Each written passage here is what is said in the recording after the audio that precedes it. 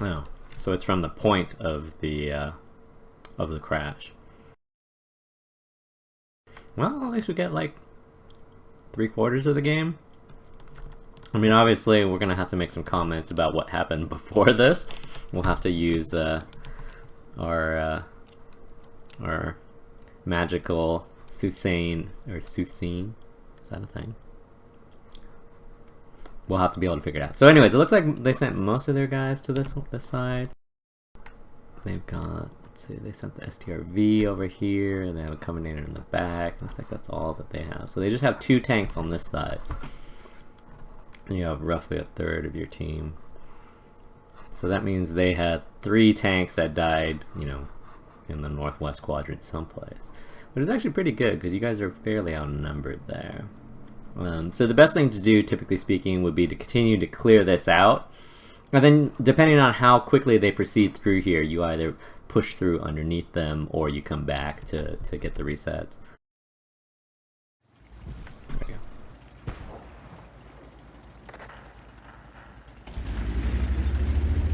I have an IKV here, another tank that you're not really that worried about.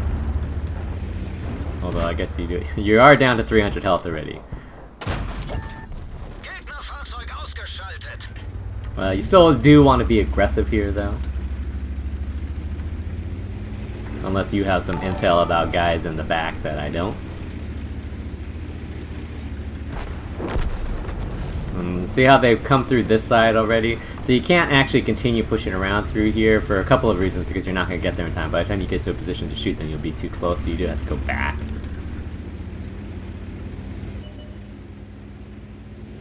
I wouldn't worry about too much about that guy.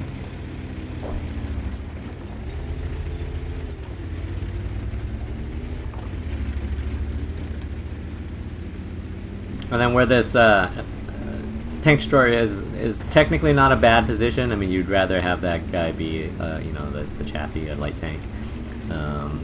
But typically what you want to do is you want to play your fast tanks under this bridge over here to spot. And you can basically shoot them from where this Chinokai is. But essentially at this point you're really relegated to sniping. There is a bit of a block there, but in order to get any place useful, they do have to come out of it.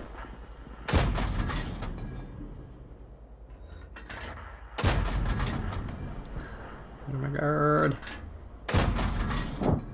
Oh, you got him. And then you want to back off. You want to back off this side a little bit because you are low health, so they can't shoot you there. And so basically the way that this hill works is that if you can basically, you could have done the exact same thing that you did there, but basically next to this train car, which actually gives you a lot of protection from getting shot from the other side. Like that. Like if he threads the shot underneath the tracks from, you know, 300 meters, hey, more power to him. You're not going to be able to stop that. But, you know, sitting up on top there is typically pretty bad. So at this point, you're basically hoping that they're going to trade pretty poorly here. Usually the guys that continue pushing through here when you need to come back, they're not very good. So those guys are going to die on that side.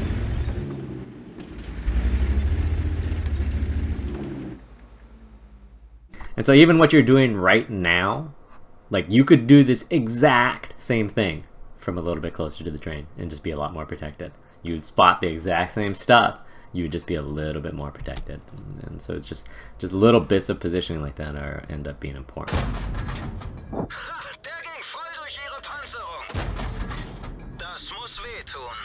3601. Why are you shooting your teammate? That's the guy lighting for you. It does stand though.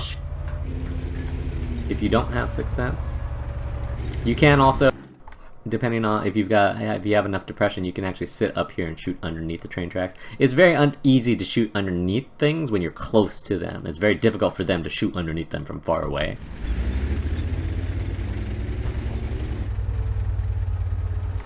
It's unlikely that 3601 is going to spot you. I don't remember if you have Sixth Sense or not, so. And then, see how you're like cruising back and forth here? You're basically increasing your reticle size for nothing. Just let him deal with it.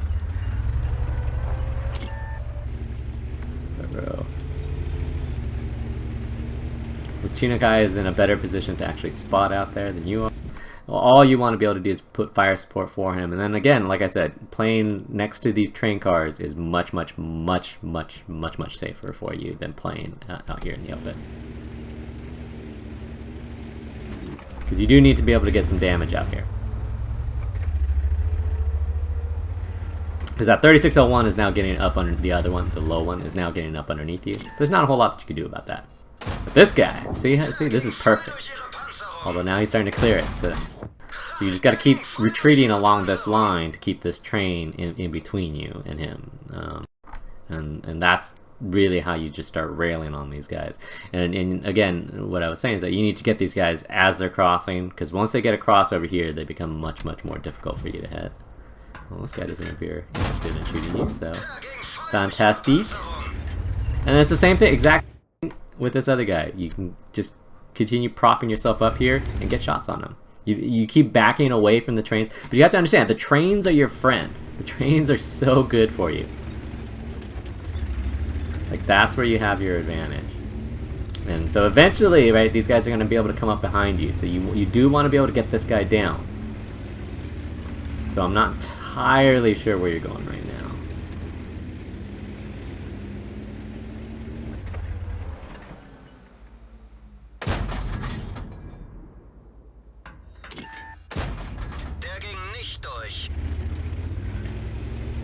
Yeah, this is going to be a rough trade over here.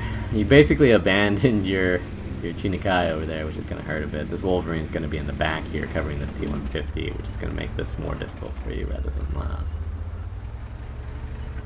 Oh, he's on this side. You know. Get him! Needed a higher roll. Oh, you got him now. Alright, that's good. Unfortunately, you still need to try to spot this T-150. So basically what you should do, damn it, is just climb up here to see if you can spawn. Because you need to know if you went that way or if you went that way. Unfortunately, this 3601 is going to be able to kill your Chinokai. You need to climb. You need to get to a higher elevation. Like right now, you're not actually getting any closer to shooting this 3601. If you drive up here, you can get closer to this 3601. I mean, obviously you have other problems, but that's sort of, you know, why you need to have some intel about where that guy is going to be, because you've really got to know where to go at this point. Oh, look at that German armor. And then, so especially against a lot of these Russian tanks, when you have a slope like this, what you want to do, depending on the slope that he's actually on a little bit of a downslope, so, but a lot of times what you can do is you get underneath him and just keep him tracked, and you won't have the gun depression to shoot you. Doesn't look like that's going to be the case here. See how where he's at right now? Like, see how you backed him up to right there? Like, that's where you track him, and then you just back up, and then he can't shoot down far enough.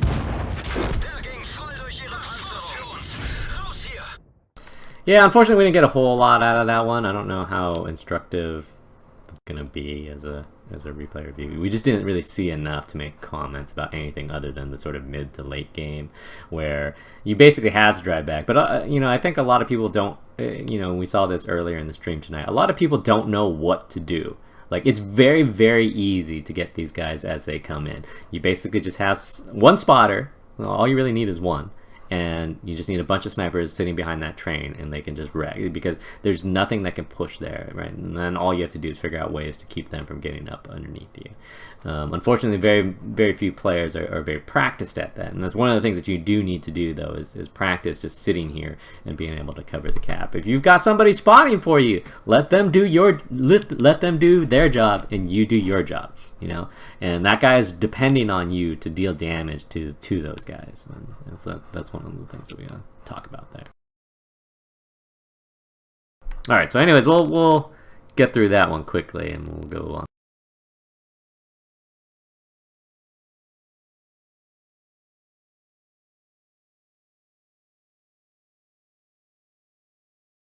Well.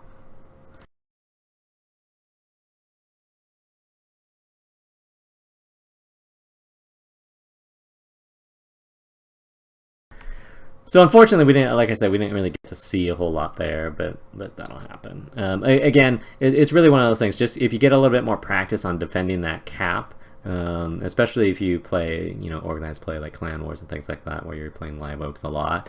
It's actually really easy to defend both of these caps. You just have to understand the layout and the sight lines, and especially easy if you have a spotter, like somebody who's actually spotting for you. That always makes things easier. And so you should have been able to utilize that Chinakai's spotting a little bit better than you did. But otherwise, GG. Nice try. I mean, you shot pretty well. I mean, we didn't get to see a whole lot of this. We only got to see the tail end, so it's a little bit difficult to say what happened early, unfortunately. But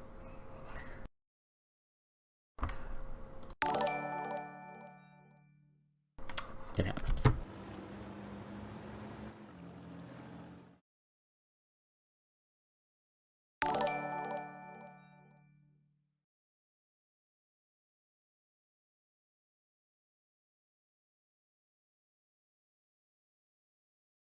Alright, so the next we'll try...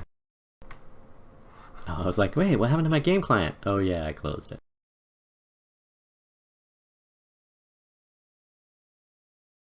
So next we'll try ibarix's replay, which he claims has good endgame. We will see if it has good endgame.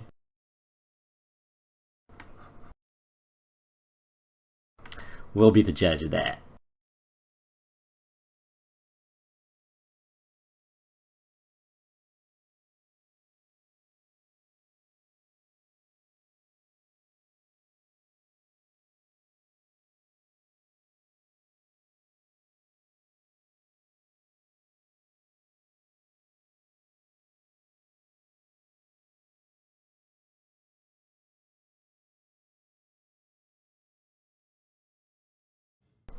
This replay review brought to you by Banana Bread. Alright. Top tier, no artillery. Pretty similar comps. They've got a few more high tier tank destroyers, but that's not necessarily a problem because they've at least got turrets, so they can actually cover this south side pretty well. The south side is still the only place that's relevant. You don't necessarily want to go forward with the T-44 100 because you can't really compete with the IS-6 or the IS-3 if they push down there. But what I always like to do is come into this lane, at least to start. It's the same thing I do from the other side, which is basically to pick off those people who are silly enough to drive through the middle. And this is a relatively new map, and so there will still be some of that. You never, never, never want to go to the north, I say, as you start heading out to the north. And it's simply because it's too difficult to push, especially like when you see a bunch of tank destroyers like that. You're not going to be able to push across this field very effectively, unless they're completely potato. You're always going whenever you play these, it's just, the way that I look at this field is similarly to the way that I look at the Valley in Lakeville. Not in the sense that a lot of bad players go there, but essentially what it really does when you have these areas where there's some cover on each side and then there's these big open areas in the middle, essentially what happens is that that essentially negates skill. And so if you put a bad player covering this area, it's just as good. It's pretty much just as good as if you put a good player covering this area. If you have a bad player trying to cross this area, he's just about as effective as a good player trying to cross this area. And it's the same thing with the Lakeville Valley. If you put good players moving through the valley, they're pretty much just as effective as bad players because the terrain itself negates skill. And so what do I mean by skill? So skill is basically being opportunistic. It's not necessarily tactical, just 1v1ing, peekabooing somebody, but it's understanding, hey, like if you're down here, hey, this guy's shot, he's the only guy that's going to be able to shoot me if I shoot him back, getting those shots. Like that doesn't happen on these areas like this or in alleys like, the 7 line on Himmelsdorf or the Valley on Lakeville and things like that. And so a lot of times when I look at areas like this, like you do need somebody to guard the Valley on Lakeville, right? You do, and generally some at least one puppy is going to go in there. And so that is important, but you want to be able to utilize your individual skill by going someplace where you're going to be able to exert more influence over the map. And I just don't really feel like the north side of the Paris map is designed to accommodate that. But again, we gotta see what their team does, and we gotta see how effective they are in trying to do it.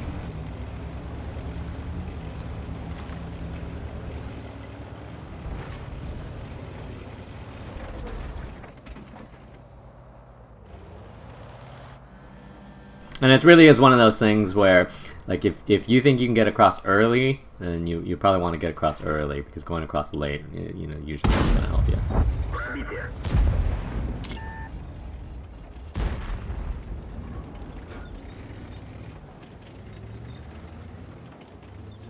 And so you got a guy crossing over here, but again, like, this midpoint where these guys are at, there's not going to be a whole lot for them to do.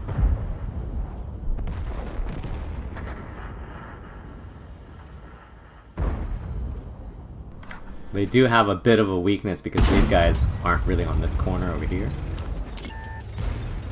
They have a lot of people out here as well, which again is sort of negates your ability to actually push across. But that's good in the sense that they're going to be just as tied up as you are.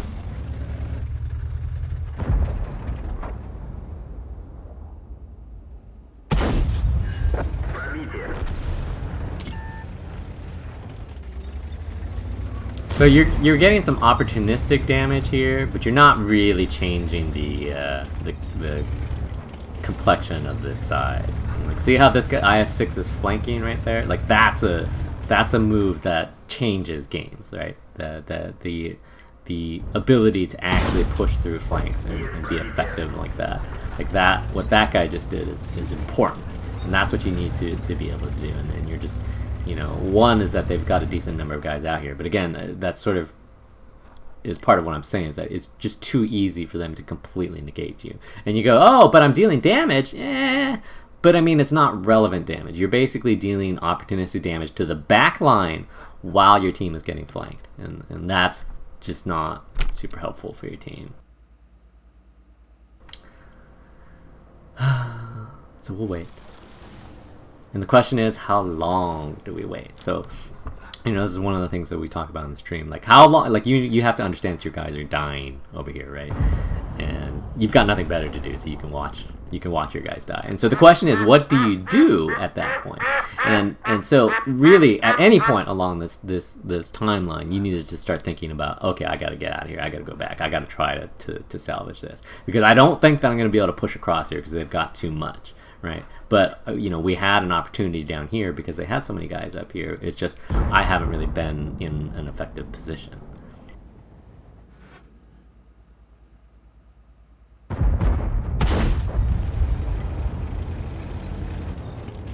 So this is a pretty good example of that, of basically you're waiting for your team to die,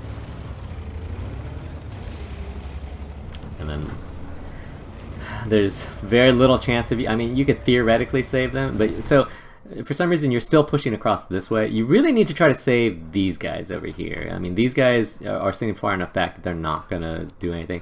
These guys are still alive. We don't know what sort of disposition they're in, but you need to try to figure out if you can get to the backside of these guys by basically coming up here or doing something, right? I don't care if these guys start shooting you in the ass. You need to figure out a way to actually save these guys that are getting boned down here.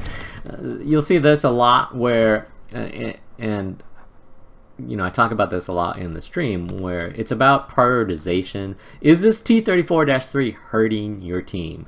Is this T-34-3 about to break the game wide open? And the answer is no. No, he's not. He's been sitting back here the whole game. He's probably gotten 1, maybe 2 shots of damage. So he's not breaking the back of your team. You know what's breaking the back of your team? These guys that are literally hammering your team from every single angle. Like, that's breaking the back of your team. And like, you need to recognize that and actually shift over and change the game. Don't just go, oh, this guy's will be getting some easy damage. And it won't necessarily be easy per se. You got the E-25 with you, so now you have 2 guys chasing some easy damage. You can't shoot through that.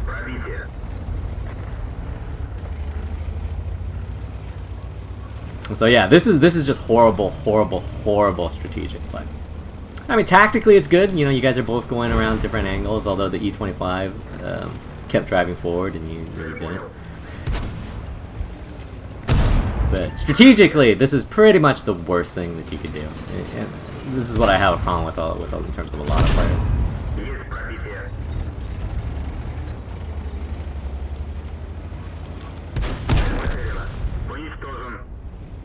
And then now you really need to figure out how to go back to catch these guys before they come up here. But unfortunately, they're going to be able to outpace you to that sense, or to those spots.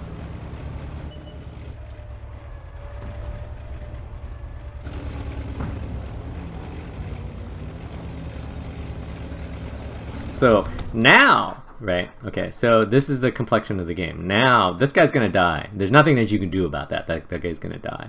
So you do have an opportunity to get this ISO here. You are gonna need to go back, presuming that they cap, right? So when you look at situations like this, yes, it's not necessarily a bad decision. Like, it was a bad decision to push that 34-3, who wasn't really hurting your team. But if you pushed this guy and come through here, right?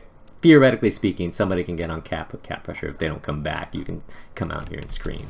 But that's pretty much the only chance that you have. So this is the right play, is actually pushing this guy. And just take the hit. Just take it. Take it like a man. Well, when you're reloaded. So they do have some guys back here. Oh, get the JP. No, get the JP. The JP fired. Oh my freaking god. Okay, prioritization. Prioritization. So, you know, when you look at the Cromwell, who really wasn't trying to shoot you anyways, right? The JP2 did shoot at your E25. Luckily, he missed, right? You can get that JP2 one shot. You're not going to reload before the JP2 reloads after you shoot the Cromwell. So you want to just shoot the JP2. And again, it's simply about prioritization. I don't care if the Cromwell shoots me. I don't care if the Cromwell gets 4 shots on me, right? I'm going to kill that JP2. And that's what's important. So you need to prioritize that, especially higher tier tanks, especially tanks that are like this tank destroyer, because you basically will be able to unlock this side. And then now you don't necessarily need to push that guy. This guy's coming down here. Just roll down, kill the Panther, and then just take a hit from the JP2 and kill him. Well, you can do it the other way too. The ELC is coming up behind you, but you don't really need to worry about that. It doesn't look like they're playing the cap.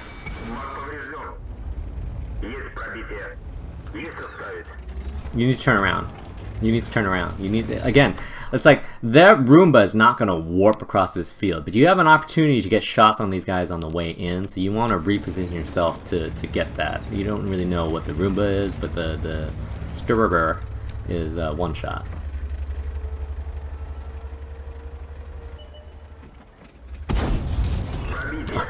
Unless you low roll, in which case he's not. And then now you can just ignore the Roomba at this point. Just shoot this guy. And make sure you load HE. Oh, look at that dive. That's a nice dive. That was a good choice. And then now killed the Roomba. Again, you should have loaded HE. You're gonna probably need to ram him, which you're already doing, which is fantastic. That's excellent to see. Keep backing up, because the other Roomba is going to be coming around that side, don't forget. And then push forward here. Just push forward. You need to get out of this position. Right? If somebody's already here, then you're boned anyways, but if they're not here yet, this gives you an opportunity to relocate. If you just sit here, then you're giving them the opportunity to push in. Right? Because both of these guys can one-shot you. You're fairly certain that the Roomba's down low, you have no idea where the IS-3 is. Although since the IS-3 isn't on cap, then that sort of answers that. Oh, just go and get him!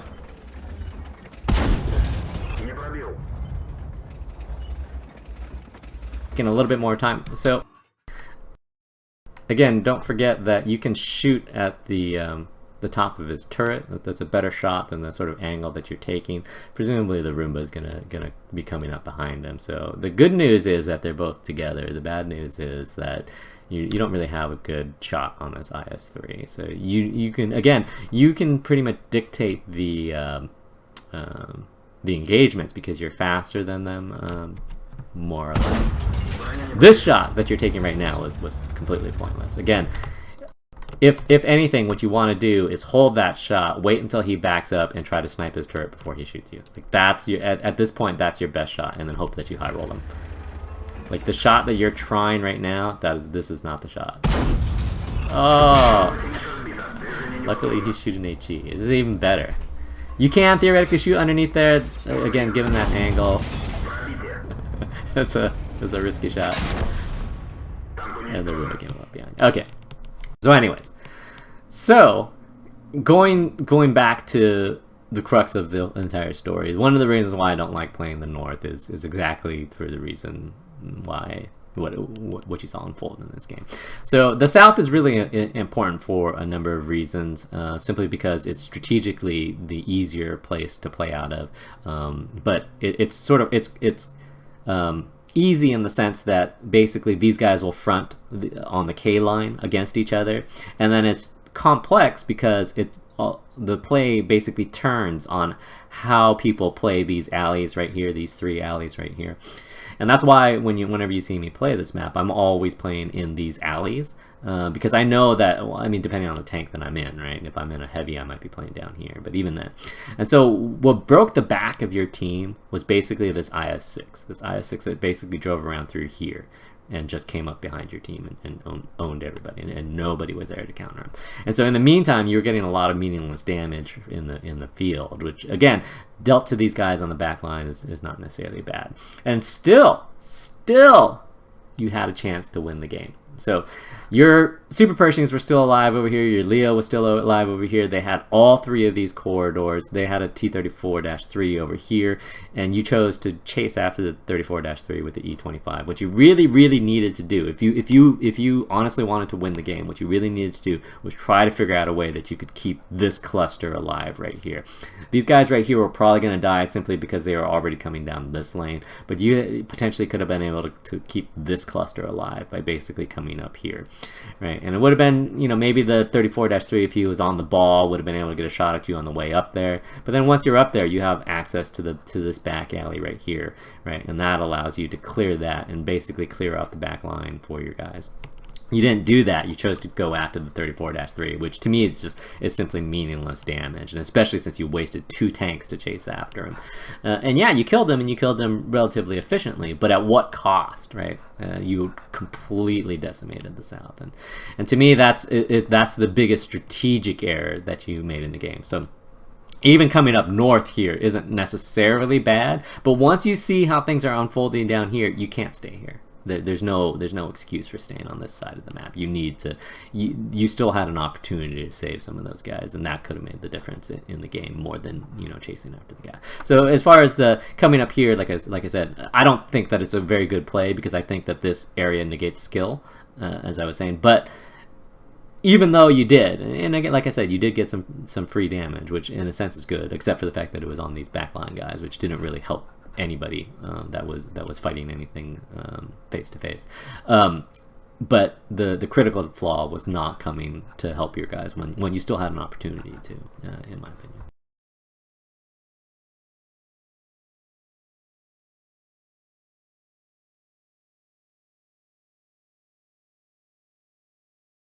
All right, so if we look at stats, you did do pretty good damage. Unfortunately, you didn't get a whole lot. I would have thought your Super Pershings would have been able to do a lot more from that position that they were in, but them's the breaks.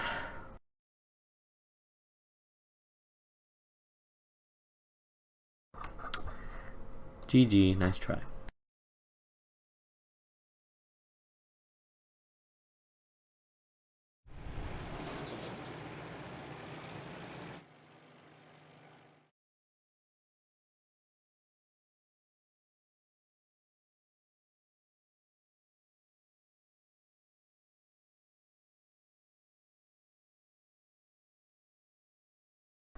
Alright, so next we'll do Q Miller's 5916.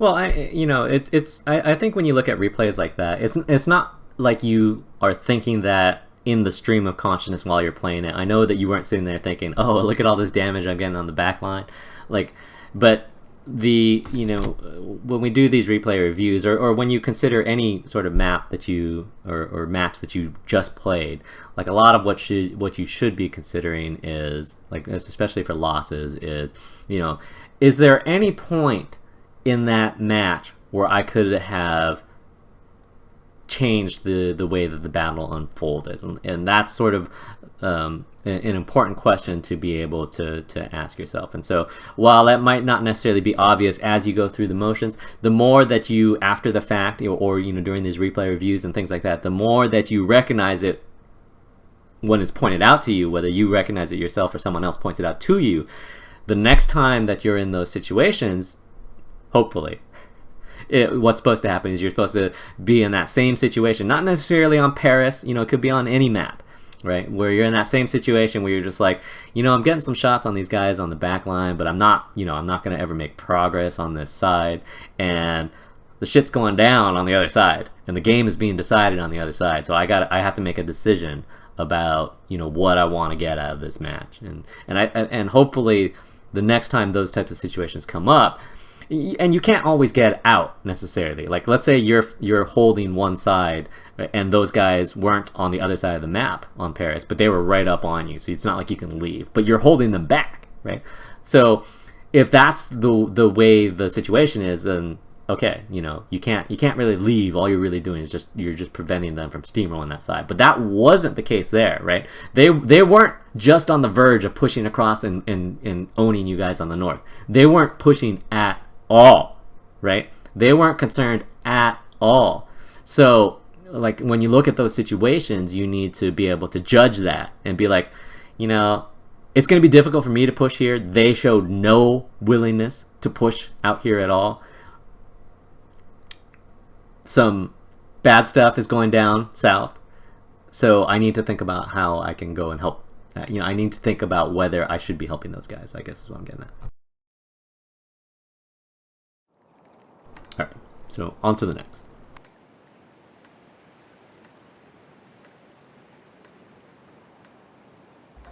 I try not to show favorites in the replays.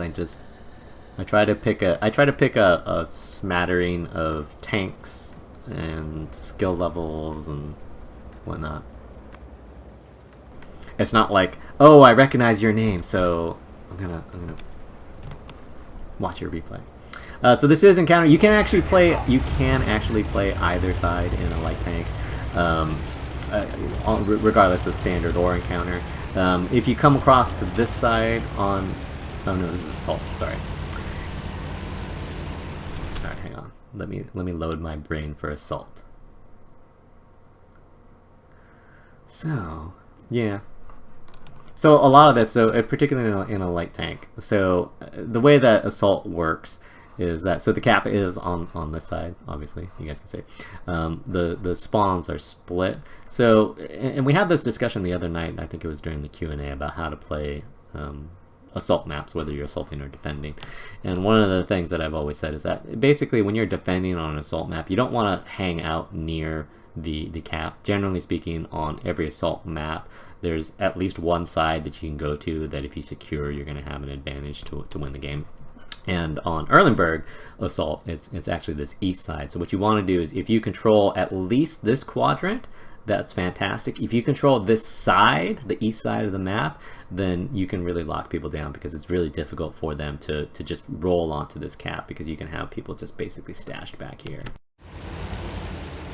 So one of the things you can do, again, to light, is to come up into this area right here, because you do want to get a sense of who's going to actually push up this lane. And it's not necessarily important for you as the light tank per se, but it's important for the guys behind you in terms of the decisions that they'll make. And especially when there's no artillery, I'll generally come into this lane first and peek over this hill right here for two reasons. One, because you can look off their scout if their scout comes over here. And that's actually important, because otherwise, as we've talked about on Erlenberg before, it's really easy for me to get shots on your guys back here as they cross over here. So a lot of times it's important to be able to look that off. The other thing is that you want to get that early intel. You're going to come up to this zero line, which, I mean, it's not a bad play per se, but I don't think that that's the first thing that you should do, because you have no idea what's over here.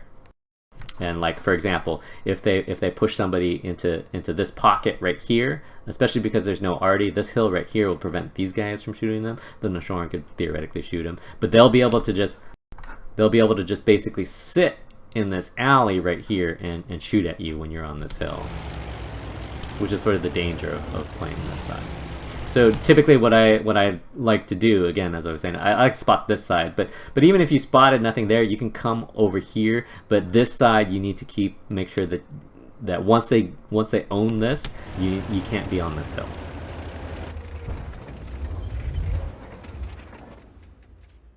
That's not a very good shot. So you can basically hang out in this bush if you don't get lit, especially by these guys here, assuming that you have 6th sense, which maybe you don't, since that guy's pretty close. So you're about to get a shot right here. Like, you're scrolling back, which is fine, but see how these guys, this T-44 is starting to push into that no man's land. Like, it's not that much of a problem until he gets about right there. So you're not worried about him per se yet, because he is going down on that other side, but you will eventually be worried about him. Although it looks like he slowed down, so you do have that going for you. And so one of the things, so those guys that were lit, one of the things that I like about playing up in this area right here is that you can spot this guy on the hill. You can actually get shots on this guy on the hill pretty easily. And then whenever you want, you can actually duck around on this side to light these guys. There's bushes along the backside of these buildings that you can use to cover. As long as they don't own the middle, right? If they don't have anybody down here, you can use this to literally just drive forward and spot these guys from cover, which is an easy thing to do in light tanks, especially short one. So you're sort of going there. So see where this Indian at? This Indian can counter the 0 line. Oh, you might be doing it anyways. Okay, so anyways, so as I was saying, so see this line of bushes right here? So you can basically, if this Indian is countering here, you come up to this bush, and if this Cromwell isn't right there, you can actually just move forward to this next house and spot down this lane for free.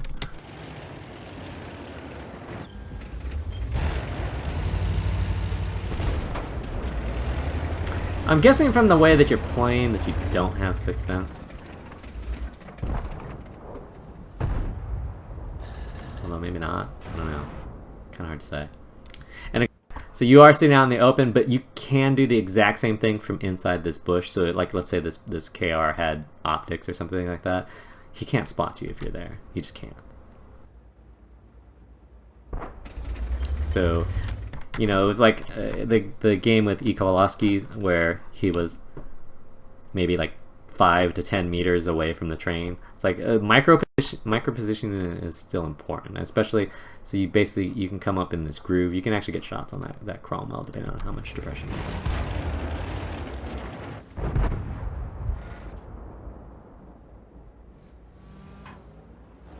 And then you can basically let the Indian deal with the Cromwell because he's in a better position for it. If you can track that guy, I would.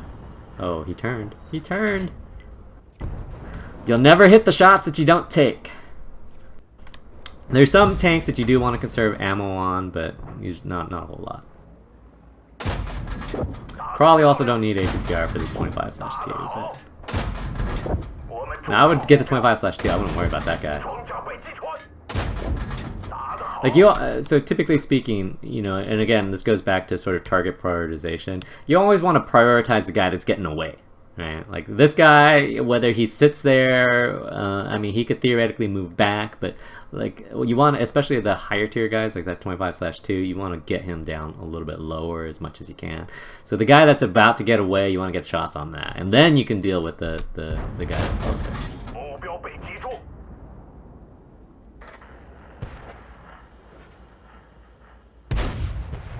See, now from the way you're playing, I think you do have 6th sense, and I'm just like, it's very confusing. So they pushed their concept up, which is fine.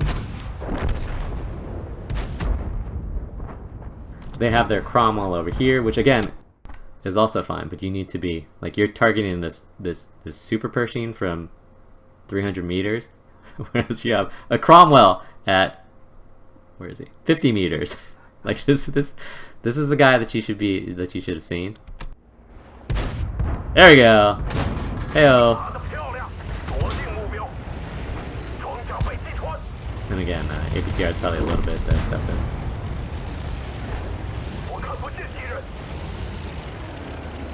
And it's gonna be difficult for you to push like that, to out-snipe that super Pershing from that type of range. they are winning on this west, but it's not that big of a deal. You have to remember that it's assault. And so basically what you guys need to do, this position right here it's okay when there's not artillery. These guys will eventually die. What you would like to be able to do is whittle these guys down as efficiently as possible. You don't need to necessarily get them all dead. You just need to get them low enough that they can't counter push here very easily.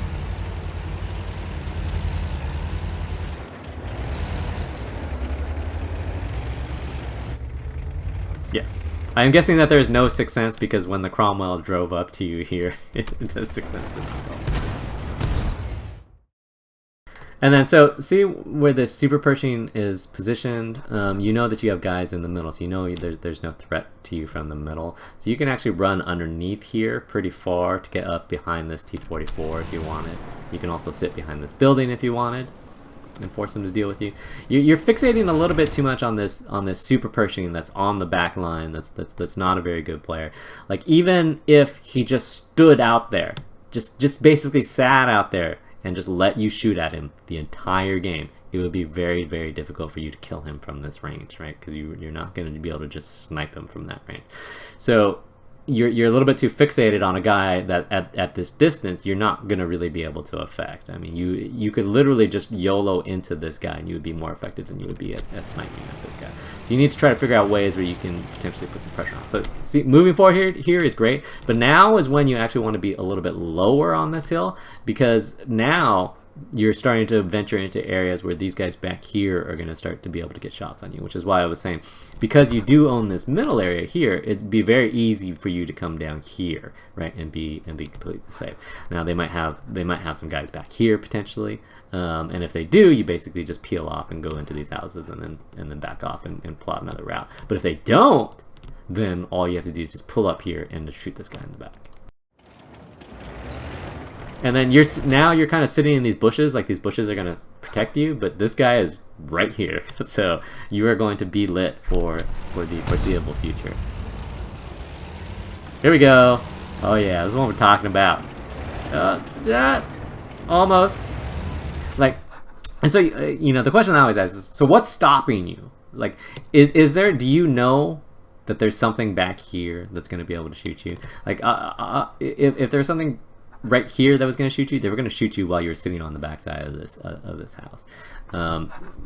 Again, you're losing on this side. I know it's a little bit difficult in light tanks to push per se, but this isn't really required. This does not really require you to push into the front of people. What this is a simple flanking maneuver, which any light tank can do, any medium tank can do. This Type 59 could shift over and help out a lot. And again, it's really just as simple as coming up right here, right? And as long as as long as the IKV isn't right there or something like that, or the T-25/2 isn't right there, you can basically sit right here, poke forward, shoot the T-44 in the back, fall back, do the same, right? There's no pressure on this guy right now from either side, really. And again, you're kind of fixated out here, but I'm not sure what. Like, these tanks aren't going to warp over here and cause you some issues. Okay, here we go. Oh yeah, look at that. Get it.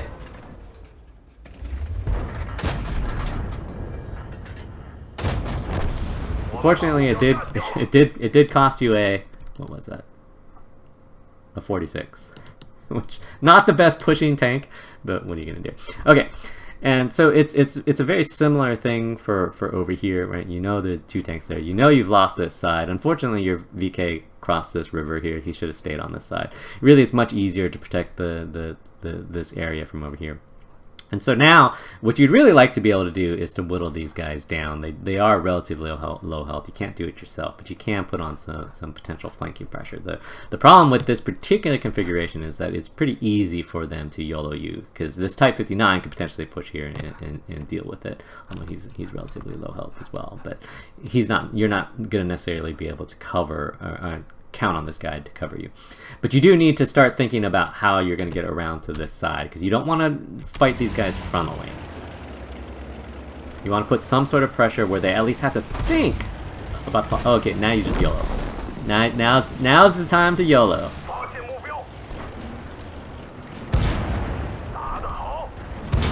he won't have the turret traverse to keep up with you. So, and then ideally in these types of situations, if you're in a medium tank, that's one thing, depending on the speed of your tank. But you're not a light tank, you don't want to touch the guy, because you notice how he really cut down on your horsepower to weight ratio, or I'm sorry, he really cut into your horsepower to weight ratio. So you didn't really have much power. So whenever you touch him like that, you basically give him an easier chance to catch up to you. Now in this case, it didn't really make a difference. So generally speaking, as a light tank, you want to stay off of the guy a little bit, and then you can just basically keep circling him, because there's no way, even if he turns his turret and his treads in the same direction, there's no way that he kept up with you. But if you touch him like that, like let's say he had more health, if you touch him like that, he will be able to turn it and shoot you at some point, because he's just going to be preventing you from getting away quickly. So just something to keep in mind, tactically speaking. Okay. So you guys are actually still in pretty good shape, except for the fact that your guys don't have very good positioning here. So essentially what should happen, like you know, like if this was more organized play, what would have happened is, like, you acknowledge that you're going to lose this west side, you pull these guys back, right, and then you put your light tank somewhere in this area over here. There's a bunch of bushes over here that you can basically hang out in. And if you have arty, you can basically put them in the back here. If you have snipers, you can basically put them in the back here. And you can essentially spot all the way to this bridge area right here, because once they cross this bridge, depending on the camo values that they have, you'll be able to pick them up. In this particular case, since you guys are already forward, it's actually better to see what your Type 59 is sort of doing, which is going through this back area here. I would actually probably come through this middle, just because I think you want to check to see where these guys are. So, you know, when we talk about light tank play, when I talk about light tank play in the stream, a lot of what I talk about is you have different roles at different phases of the game. In the early game, it's helpful if you get some early intel for your team, right? Because that tells your team, okay, how many guys am I going to run into on this side? And whichever side you go to, you can get some intel.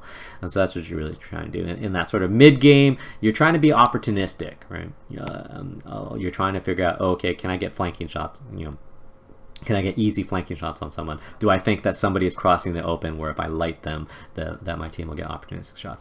And then particularly in this late game, especially on these open maps like Erlenberg, or relatively open maps like Erlenberg, you want to basically play a range game, but you basically want to tell your team where every single enemy is at all times, because that is what really helps your team in this late game, because you still got a lot of tanks alive. They might not necessarily have the best position, but you want to be able to tell them, where's this T-29, right? You know where the IKV is now. Where is this Tiger? Have they moved, right? And so one place that you could go is basically in through here to see if anybody's out here. You're taking this really wide route here, which again, if you were a medium tank, that wouldn't necessarily be bad. But as a light tank, it's just too easy to counter pushing. And then, so see how their guys, they're all over here. And so, again, this IKV is not going to be relevant in assault, because as long as these guys don't sit out in the open, the IKV is not going to be able to snipe them from over there. So theoretically, you can push that guy because you haven't lost here yet. But if you do that, you just need to go in full YOLO here. Unfortunately, the Type 59 is driving into his face, which is a thing. And now you've got no choice. And then, so you basically, what you're hoping is that you're hoping that their team stalls out over here. You still probably need to kill the IKV. Okay, so that's fine. So then now, this is actually fairly easy. So then now, all you really need to do is drive up to about right here. Right, and then depending on their positioning, you'll be able to get shots. And again, your goal here, you want to be opportunistic and get some damage in here if you can. But your goal here is actually just to keep these guys lit at all times. So like this 5100 can't get pushed where he's at. And so you're sniping a little bit here, which is fine. Again, as long as they're lit.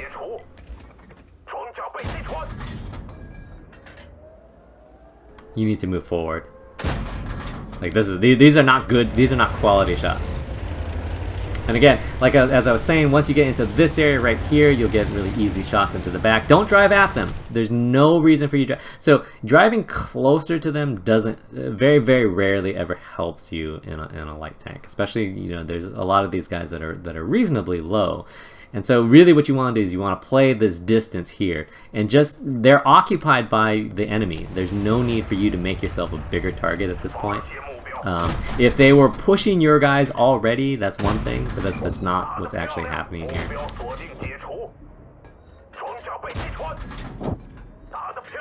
So now it's fine, right? As long as you're getting damage, and then you're not. So let's go. Let's get a move on. Let's get a move on. No.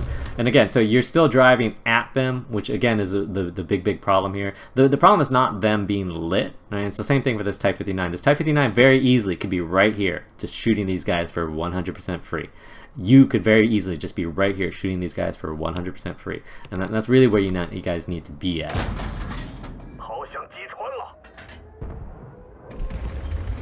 I mean, their team is being very accommodating, I'll give them that.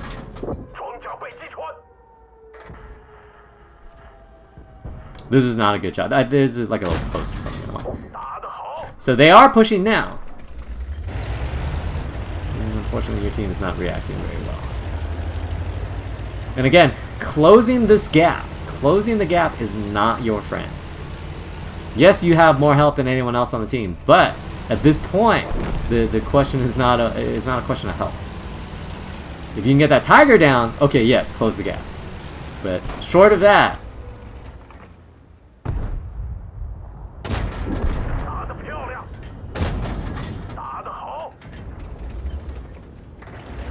okay, so then now what you need to do is close the gap, but you can't close the gap by pushing this bridge. You actually need to go away. So this guy, so when you get in one-on-one situations like this, particularly when you're the light tank, particularly on maps like this where it's assault, like you have all of the advantages. So you just get pretty far away from him. Just literally turn around. No, just turn around and drive away. So sad. So again, you probably should have been able to do that, especially because they didn't have enough time. It was just a matter of getting away. And typically when you do that, just turn around and leave. Like I don't really feel like there was any reason for you to drive up there anyways, but just turn around and leave there. But yeah, again, I don't feel like you played it necessarily bad. It's just you were pretty hesitant at some points where you probably could have been a little bit more opportunistic. Maybe could have saved a guy, you know, like there was certainly your AMX over here that ended up YOLOing. Like you didn't need him to sacrifice himself like that. You could have done exactly what you did 30 seconds earlier, and that guy would be alive. And I think you need to recognize moments like that where you're just like, yeah, I could have done that. And otherwise, I thought that you more or less played this side okay, particularly when you decided that you needed to push the super Pershing. Once that 25/2 was one shot, you should push in there anyways, right? And your first shot should be on the 25/2. But especially once he's dead, you have to push through there. And then pushing through this back, I don't know about that. I would have rather have come through this middle here. Again, from these ranges, those guys aren't really going to be able to spot you unless they're counter pushing through this middle, which isn't very practical or likely. You went all the way around, which I don't know. Again, if you're going to do that, I feel like it would have been easier for you to just set up right here and get those shots. You had some shots like when their tiger inexplicably pushed along this side, and that was fine, but that was opportunistic because the enemy drove in front of you rather than opportunistic because you created it. And the way that you create those shots is to literally just drive over here, and depending on their position on these buildings, you can drive over to this side as well, and basically use these bushes, fire through these bushes as well. So there's a number of situations where you can do that, but particularly in the late game, when you are a light tank, you want to play further away from your enemy because you have all of the advantages of being a light tank is playing further away. But a lot of what you did here is a problem that I have with a lot of light tanks, is that I feel light tanks I feel like a lot of light tank players play their tanks like they're crappy medium tanks, and like you played this like it was a medium tank rather than a light tank, and you want to play towards your strength. The strength is not in your awesome gun. The strength is not in your awesome amount of health. The strength is not in your awesome amount of armor. The strength is really in your mobility and your camo, and you want to utilize those two effectively, and that's what makes light tanks deadly or powerful. So that I think that's probably the I think you probably could have won this game if you adhered a little bit more to light tank doctrine and a little bit less to medium tank doctrine.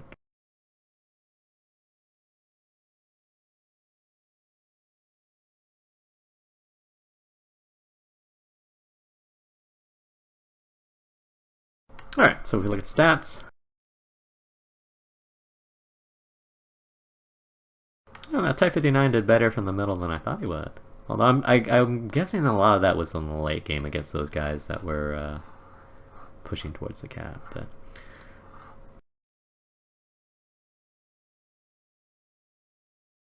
I mean, not too bad. I feel like you could have won that game though. But GG, nice try.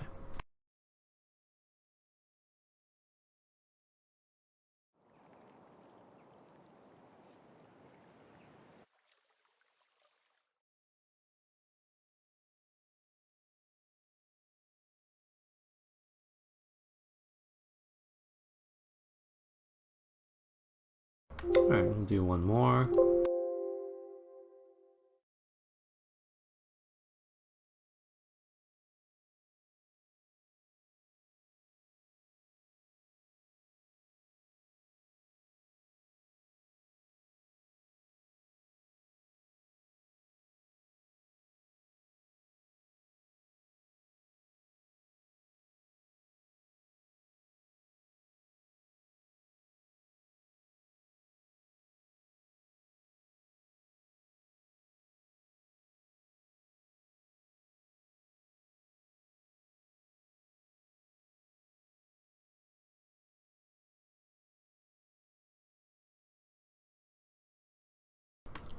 Light tanks can be useful. A lot of it is map dependent, and some of it is situational. You know, especially in that late game, it can be important. Oh man, looks like we're gonna have that stupid bug. All right, give me a second.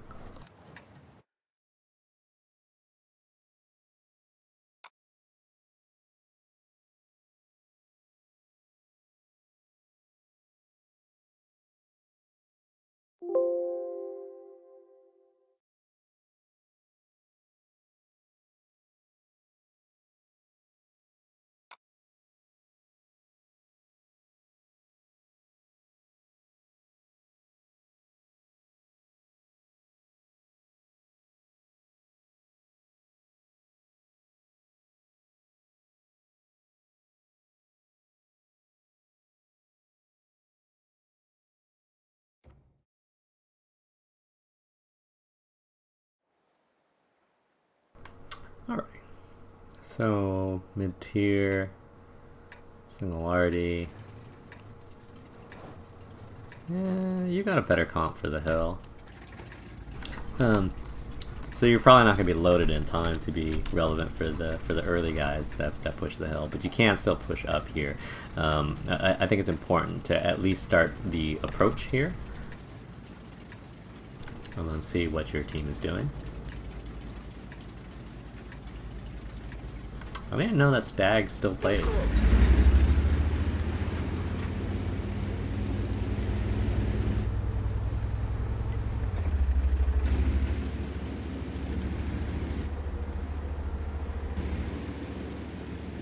And you are sending your guys up here, which is fine. They're gonna block your shot, so you go. So you're not gonna be loaded, right, for the initial. Like if the 50-51 pushes there, you're not going to be loaded there, so you don't want to get lit here unless you have to. So like in this particular situation where I go, okay, I've got 2 mediums up here, 1 medium out here. This is not a good position, by the way. And 3 mediums right here, right?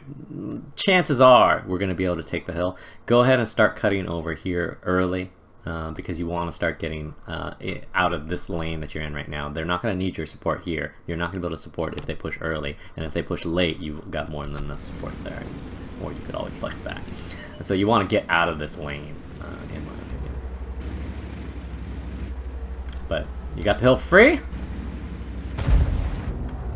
so we'll take it. And then so I'll wait till you get a little closer so I can see around this thing. So the interesting thing about they changed a lot of this this hill area right here basically to make it more accessible to artillery, depending on how the artillery plays. And so what I'll oh man, I can't blow up the minimap. And so essentially what I'll do as artillery is if you play in this corner right here, you can actually shoot through this lane right here. So where the bat chat is at is relatively safe, unless I come out, you know, to this area right here, which is unlikely if I don't own the hill. But if as you move forward, as this bat chat moves forward, this area right here is more of an artillery lane than it used to be before. So essentially where this guy is at is good positioning right there. And the other already safe spot is this area right here. But this area right here is safe from these guys back here, but as these guys push up here, they can get shots right there. But as long as these guys are lit, then you can just let your arty do work, because these guys are all vulnerable to that. And then what you'll want to do is you'll want to see where the artillery shells land on this lane, because that's going to dictate where you're going to have opportunities. You don't have anybody on this side, but it's not really that big of a deal.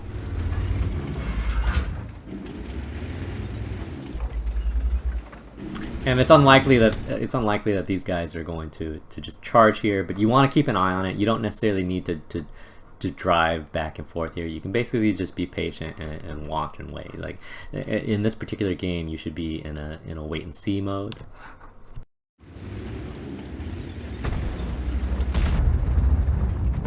Like, there's no need for you. Like, I don't know what shot you think you're gonna get there. And then your guys driving up here might hurt a little bit. So there theoretically is a little bit of a lane back here, or a safe area back here, but that's a sketchy position to be in. Like if you're in, you know, the IS-7, maybe actually you probably want something a little bit shorter than that. Maybe you could do it, but otherwise. And then so now we're getting to this point now.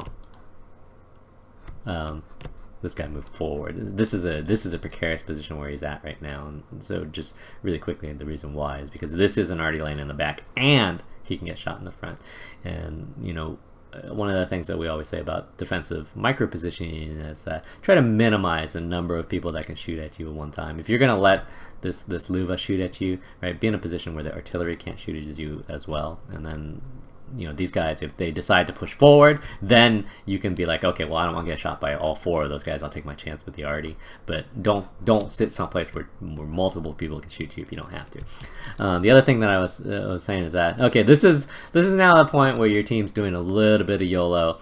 I think that you have good position back here. I don't think that you need to push, but your team is doing it. And so the big question here is always, so how do you play it? Like these are two lower tier guys here, and they've got a couple of 10s here. This 50-51 is already mostly dead. Your artillery has been shooting over here, although the last shot that he sent over here missed. This is an easy shot for him. And so at this point you see these 8s moving forward, but I don't think necessarily at this point you need to move forward with them. If this was a situation where these were tier 10 tanks and they were going for it, and you're in your tier 9, okay, right, the decision has been made, the big boys are moving forward, so you know you have to be in a position to help them. But in this particular case, not that you're stringing them out per se, but I don't know that they're getting any advantage by moving forward. These guys, if these guys weren't lit, if these guys weren't being shot at, that would be one thing. They're basically moving forward because they're bored, and not because it makes strategic sense. And so it's the same thing for you. You shouldn't move forward because you're also bored. You need to move forward when it actually makes sense to move forward. And again, like I was saying, as long as these guys are staying lit back there, as long as your arty's still shooting them there, as long as they're not pushing anywhere else, there's no threat to your guys. But here we go.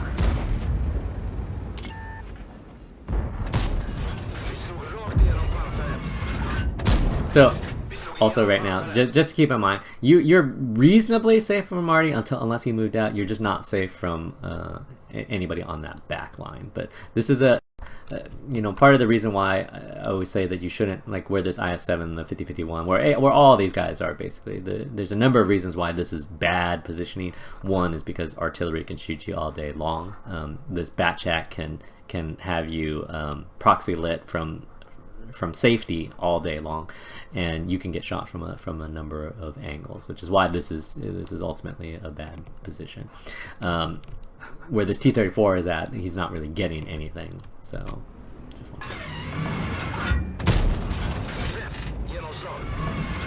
and then so here's the tricky part. So now the tricky part is you kind of have to resist the urge to move too far back. Like, I know it's really tempting that, okay, I just clipped this guy out, I gotta move back, because so at this point you're lit, right? There's nobody on this back line shooting at you. The artillery can theoretically hit a shot over here, but this, where you're at, the particular position that you're at for where he's likely to be at, is not very good. Like, if he was gonna shoot at you, he might as well be shooting at like, you know, this Cairn right here, because this Cairn is lit. It'll be an easier shot for him. So the way that you make this an easy shot for him is, oh, I clipped, and this is what I do. Like, whenever I see clip tanks like that, like this, like, I'll wait, because I know that the instinct is to drive back over there. So I'll just keep my reticle back here, and I'll just wait for you to drive into it. So you need to be careful of that, especially since you're driving through the lane right now. They are pushing on this backside here, but again, that's not actually that big of a deal. Again, until they sort of breach this 7 line, you're not really worried about it. It's not super easy for them to push around this outside. It's actually easier for them to push around this inside of this hill, depending on what your team is doing. And so, like, you'll notice that these guys are still in that same position, even though you don't have the same proxy spot over there. You have a Cairn over there now, and he's not in a very good position. Again, he's in that same position where you can get hit by both sides, but we all know that Social is an awful player, so you don't really have to worry about that too much.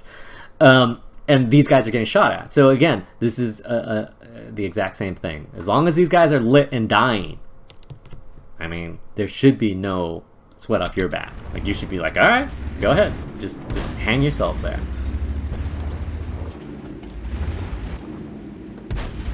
And so what you're looking for on this backside is either this breach up here, right? Once they get to here, you need to at least be aware that they can potentially drive across. They won't drive across right away, but you also own the hill, so you don't really have to worry about that too much, because these guys can flex across.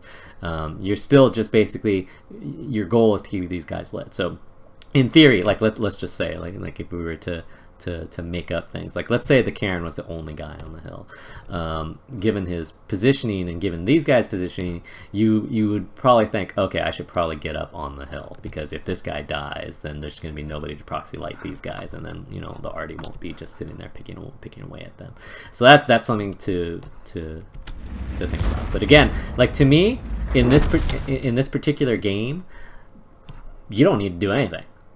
Doing nothing is sometimes the smartest thing you do. And again, sometimes people get bored, and I get that. It's a video game, but like, if you want, from a strategic sense, if the enemy is, you know, it's the Napoleon line, you know, never interrupt your enemy while he's making a mistake. If your enemy is just getting themselves wrecked, let them get themselves wrecked. You don't have to get yourself wrecked in order to get a little taste. Just let them hang themselves.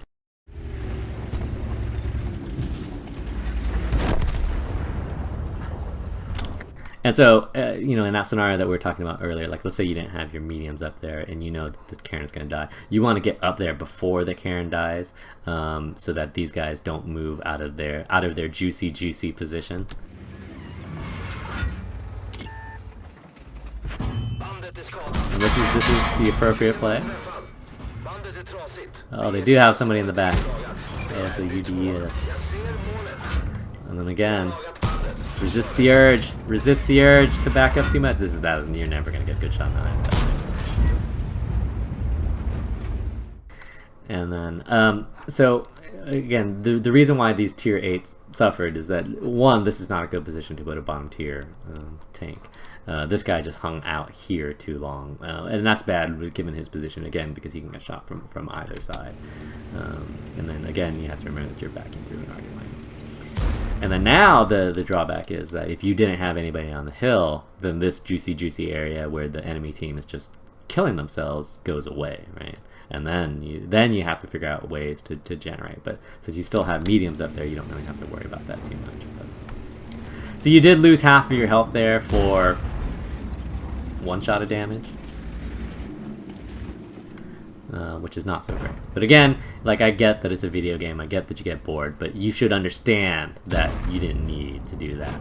Like, we've talked a lot in a lot of these replays about prioritization, understanding which guys are really hurting your team. These guys aren't hurting your team. These guys are helping your team. That IS-7, when that 5051 was still here, the Pershing, the Luva, all those guys, they're helping your team by just hanging out in these lanes where people can shoot them for free. And so, as long as they're doing that, you don't have to feel pressure. They're not breaking through the other side. They're not breaking through the island, right? There's no reason for you to feel pressure as long as you have, superior positioning. Again, if we're talking about boredom, that's one thing. But, there's no real pressure here.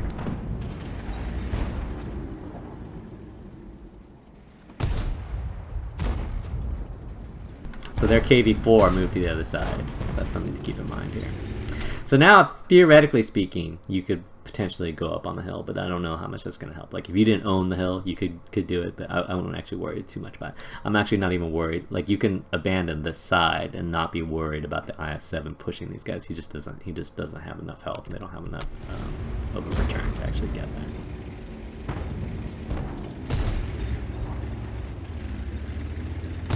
So you're going this way, which is fine. You gotta hope that your bat chat doesn't get himself killed up there.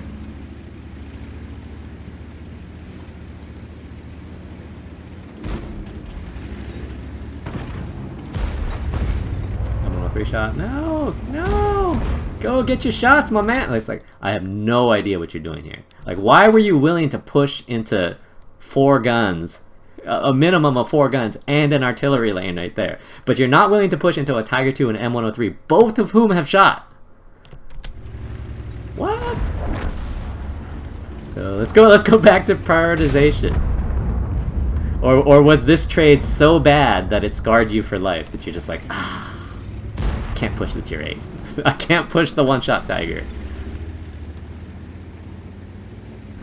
Oh man.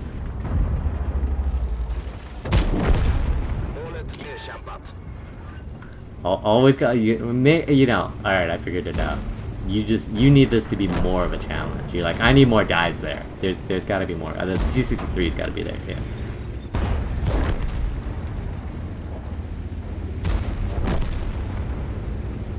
All right, and then now everything's falling apart for them, right? This push was always going to be difficult for them if you don't own the hill. Again, once you start getting past the 7 line, that's when once they start getting towards that 7 line, that's when you can actually start paying attention to them. Otherwise, it's not really that big of a deal. These island guys out here haven't done a whole lot other than kill the Cairn.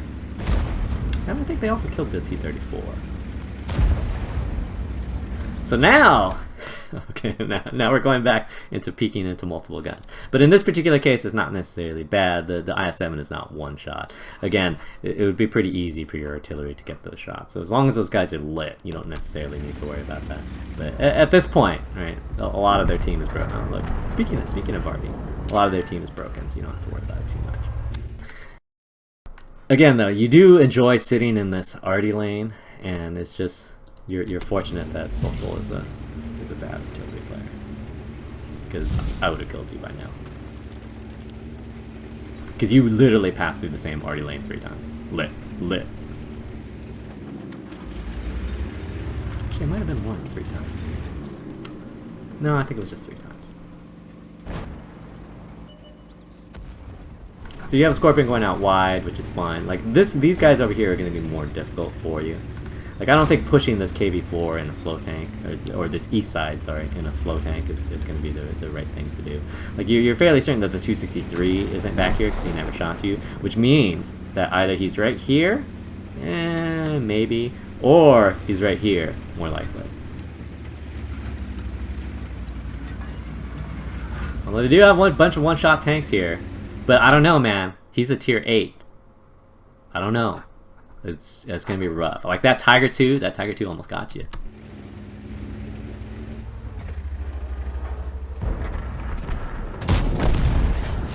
No! Okay, so like again, if you know, maybe you thought that you had a shot on the Luba. Like I didn't think that you did. So your instinct there was to push forward. Your instinct should have been to pull back, because two things. One, the 263s might be up there. The Arty is definitely up there. So you want to make that window, get that KV4 down, and then just pull out of it, so that you basically minimize your exposure level. And so, like, particularly in the mid to late game, when you own the hill on mines, it's just about picking off these guys on the edges, one by one by one by one by one. Unfortunately, your artillery has never really moved, so that's a little bit of a limitation. But once you start picking guys off, then that's pretty much how you win. And again, like where your Type 4 is at is not a good position. Well, depending on exactly where he's at, because he can get RD'd. Looks like he just got splashed.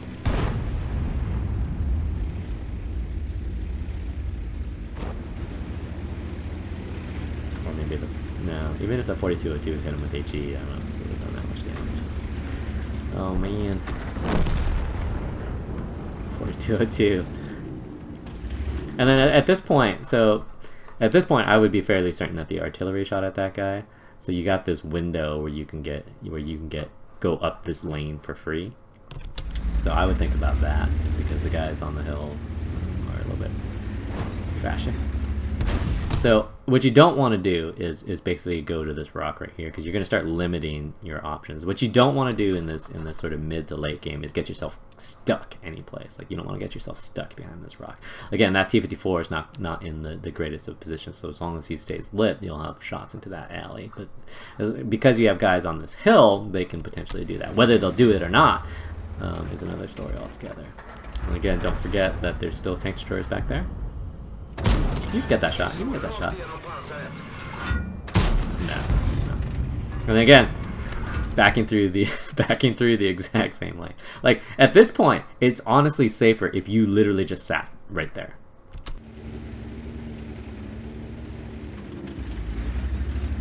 Especially when you're the one guy that's lit, you know.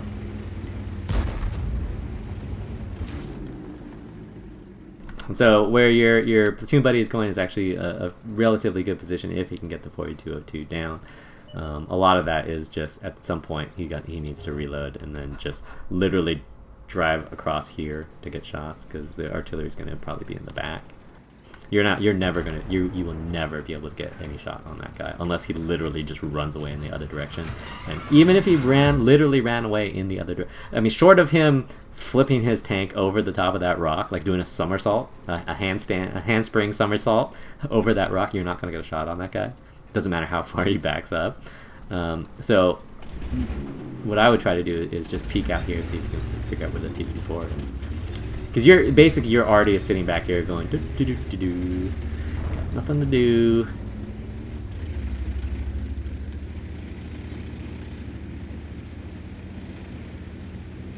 Man, if that already repositioned, that would be nice too. But you'll see that a lot. Oh man, this is like a boring game.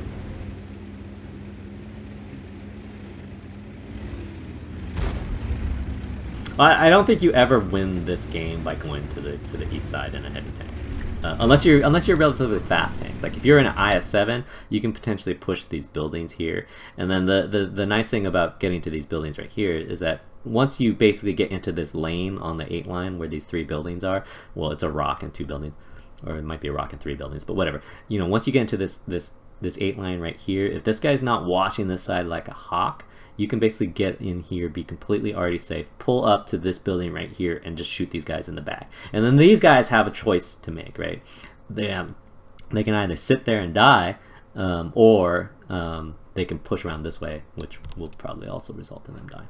The problem is that in the tank that you're in, it's both not quite fast enough and not quite threatening enough to cause that. In part because you lost half of your health to do one shot of damage to the I-7. Like your T-50 buddy should be able to kill this 4202 by himself, like without any help. Unless he gets hit by RD. That's the only thing that can potentially kill him. Like there's no reason why he shouldn't be able to kill the 4202. Like you pushing over here, I don't really feel like that helps. I feel like this is a more vulnerable position. Like it would have been better for you to just play up on this hill here instead.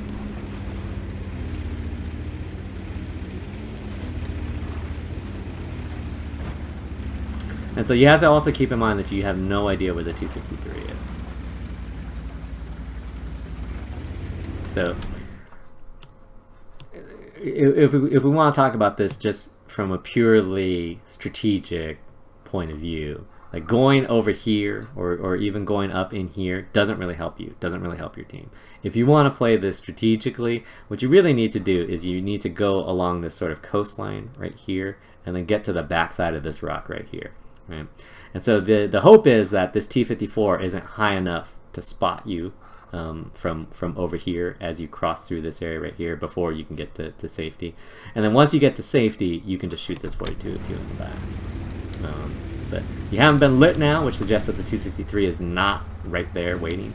But the position that you're going to is too far out. Like again, as I was saying, just literally just like you're not you don't want to get too close to the 4202 to proxy him, but what you want to do is you want to get as far out there as possible without these guys spotting you.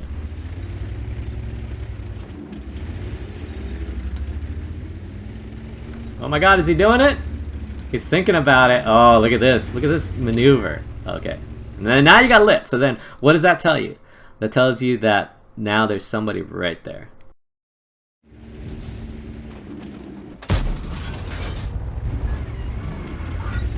The gig is up. So you have this small window where you probably could have done it before the Scorpion got there, but once he shifted over. Again, this Skoda T50 should still be able to do this by simply driving along over here. Or, here, let me point it out over here. By driving along over here, because this hill will prevent these guys from shooting him. The T-54 can't shoot him. The only thing that can shoot him is the 4202 and the artillery.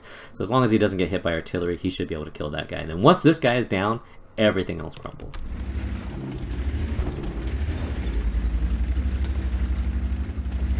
But now that you're in this position, this is not so good of a position. So essentially what you'll want to do is try to tuck yourself in here, try to drop spot, and then come out here again and peek. Just peek out here for a second and then pull back and see if you get lit. Because that'll basically tell you if the Scorp's on that side. Watch the 4202! Watch the 4202, my man! Oh, he's giving him. Oh, look at that! You got saved by the grill. Thank you, evil Putin.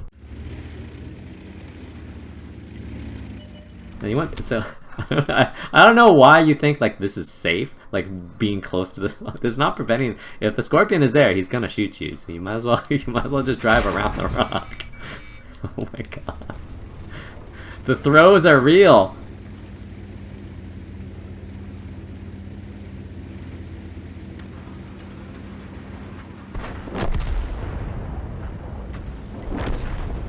Oh, they've got the flanking maneuver. Well, the good news is you know where the T-63 is at. The other good news is your Skoda T-50 is in an effective position because he can shoot this guy right here. So you just need to put pressure on these guys right here and you'll be fine.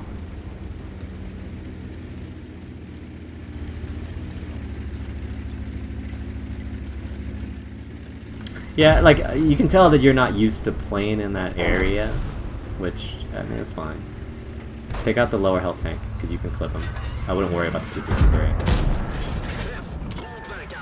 Remember, the only place for RD to be aiming is where you're at. So, I mean, you have to clip because you have to try to get this out.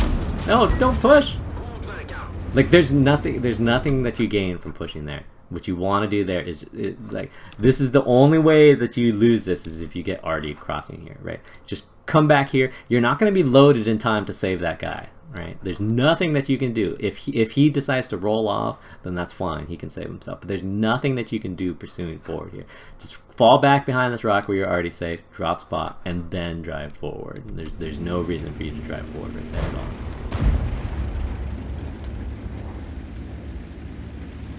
Oh, E50M, I hope you can get this. Oh yeah. Alright. And then you know where the Scorp is, so you just drive down the other side.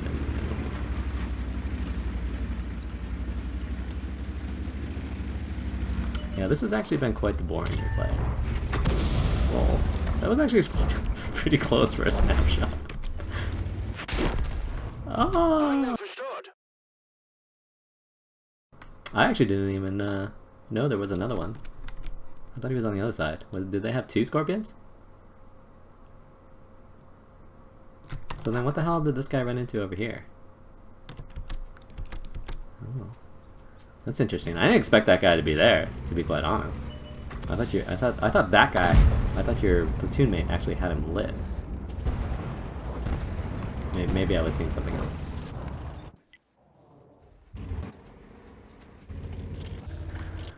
There better be this an E50. Oh, man. This E50M should just drive straight into him and just ram him. Like there shouldn't be any. Okay. Alright, apparently the E50M is not capable of driving.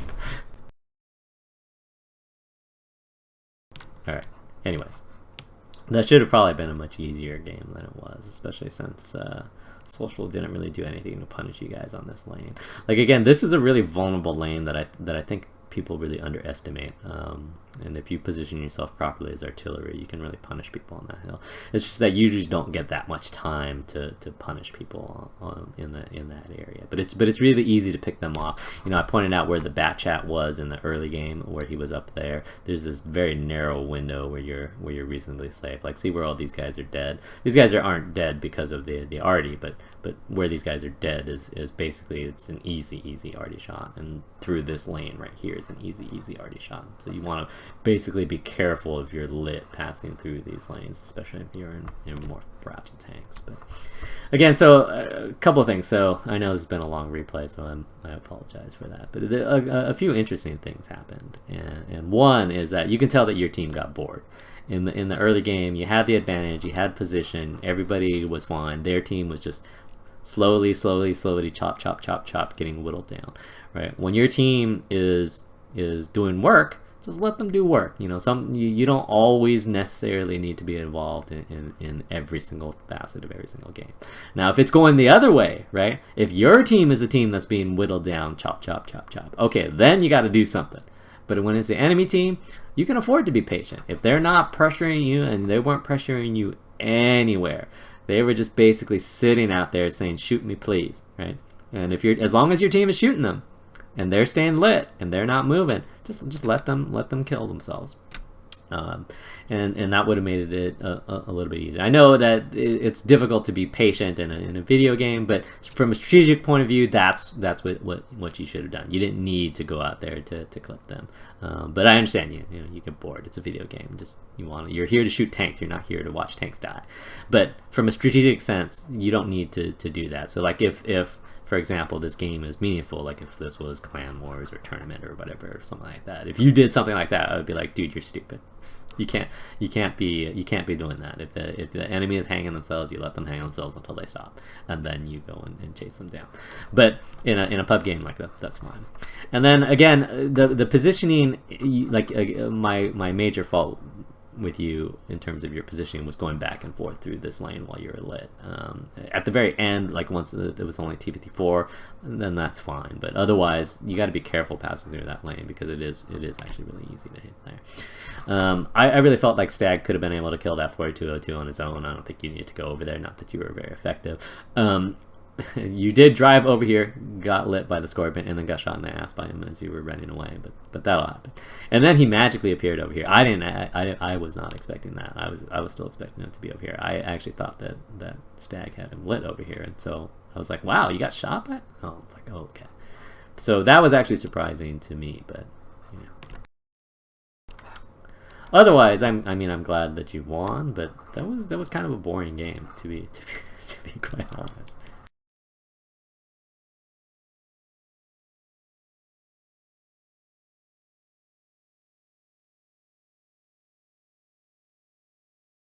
But I think it was useful just from the sense of, knowing it. So much of the game is about feeling pressure And are we putting pressure on the enemy team to do something? And if the answer is yes, then you don't need to be totally aggro.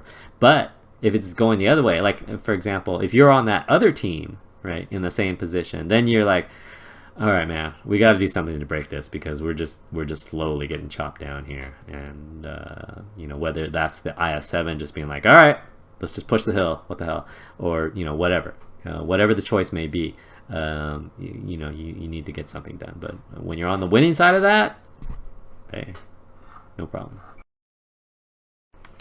All right, so if we look at the stats, not surprisingly, in how long was that match? A 13-minute match. You already did some work, especially since their guys just sat out in the open. Unfortunately, he only got 4 direct hits, which was a little bit disappointing, but 3k damage. Again, he was helped by the fact that their guys literally just sat there and hung themselves out to dry. Well, Social did better than I thought, but that's still pretty bad. Again, when you're shooting less than 1 shot a minute, that's a problem. I mean, unless it's a really campy game and you're just like not getting any shots, but that wasn't necessarily the case. Oops. But you guys won. You shot okay. And yeah. So I'm happy that you won. It was a little bit of a boring game, but I hope that we were able to take a couple pointers out of that. So GG. Relatively well played, except for turning your ass to the 4202 and the Scorpion. While hugging an invisible wall that was supposed to protect you.